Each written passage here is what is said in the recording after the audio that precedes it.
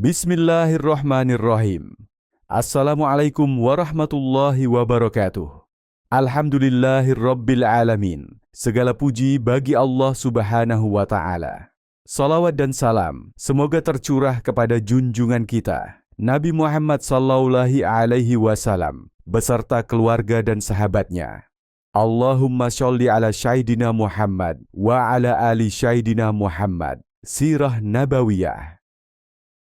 Bagaimana Allah menjaga Madinah sebelum Nabi Muhammad sallallahu alaihi wasallam lahir?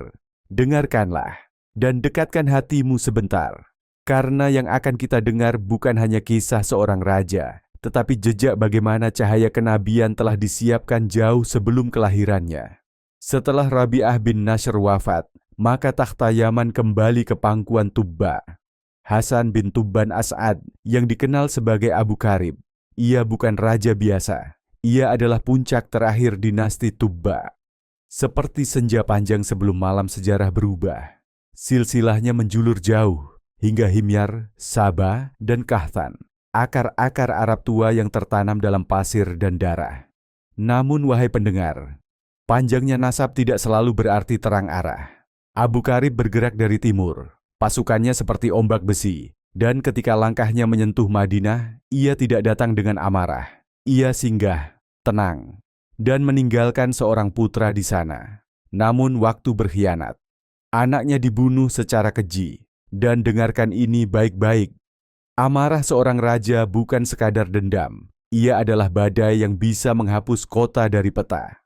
Abu Karib kembali, bukan sebagai tamu, tetapi sebagai penghukum. Ia berniat menebang kurma, memusnahkan penduduk, menghapus Madinah dari sejarah. Namun wahai pendengar, Allah telah menanam kehormatan sebelum kemenangan. Kaum Ansyar bangkit, dipimpin Amr bin Thallah. Siang hari mereka bertempur, malam hari mereka menjamu musuhnya. Pedang di siang, roti dan perlindungan di malam. Dan Abu Karib terdiam, hatinya bergetar. Ia berkata, sesungguhnya mereka adalah kaum yang mulia. Saat perang masih berdenyut, datanglah dua pendeta Yahudi dari Bani Quraizah. Ilmunya dalam, wajahnya tenang, kata-katanya berat. Mereka berkata, wahai raja, jangan engkau hancurkan kota ini. Abu Karib bertanya, mengapa? Mereka menjawab pelan, namun kata-kata mereka mengguncang langit. Disinilah kelak akan berhijrah seorang nabi, akhir zaman dari tanah haram. Wahai pendengar, di saat itulah takdir Madinah diselamatkan oleh ilmu, bukan oleh pedang. Abu Karib mundur, rencananya runtuh, dan hatinya tunduk. Ia memeluk agama kedua pendeta itu, karena ia tahu. Ini bukan kebetulan, ini penunjukan. Dalam perjalanan pulang, ia singgah di Makkah. Ada yang menghasutnya, menyuruh menghancurkan Ka'bah.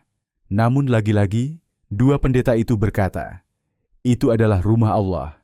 Barang siapa berniat jahat padanya, akan binasa. Abu Karib taat. Ia tawaf. Ia berkurban. Ia mencukur rambutnya. Ia merendahkan diri. Dan dengarkan ini. Dalam tidurnya, ia bermimpi menutupi Ka'bah. Maka ia pun menyelubunginya dari daun kurma, lalu kain Yaman, hingga kain terbaik negeri itu. Dan sejak itulah, Abu Karib dikenang sebagai orang pertama yang memberi kiswah Ka'bah.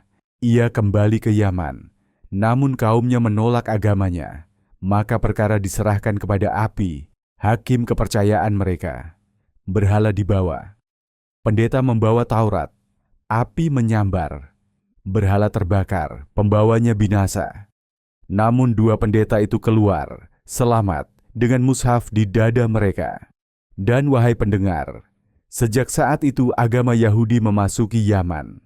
Akhirnya Abu Karib menghancurkan rumah Riyam, pusat kesyirikan.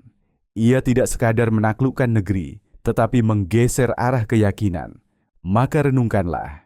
Sebelum Nabi Muhammad sallallahu alaihi wasallam lahir, Allah telah menggerakkan raja-raja, pendeta, perang, dan mimpi untuk menjaga Madinah, memuliakan Ka'bah, dan membuka jalan bagi cahaya terakhir. Diamlah sejenak, wahai pendengar, karena sejarah tidak pernah berdiri sendiri. Ia selalu tunduk pada kehendak Allah.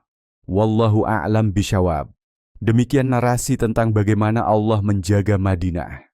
Sebelum Nabi Muhammad SAW lahir, semoga apa yang disampaikan tadi dapat memberi manfaat dan kebaikan bagi kita semua, amin. Semoga Allah Subhanahu wa Ta'ala menuntun kita menuju jalan yang diridhoinya. Akhirul kalam, wassalamualaikum warahmatullahi wabarakatuh.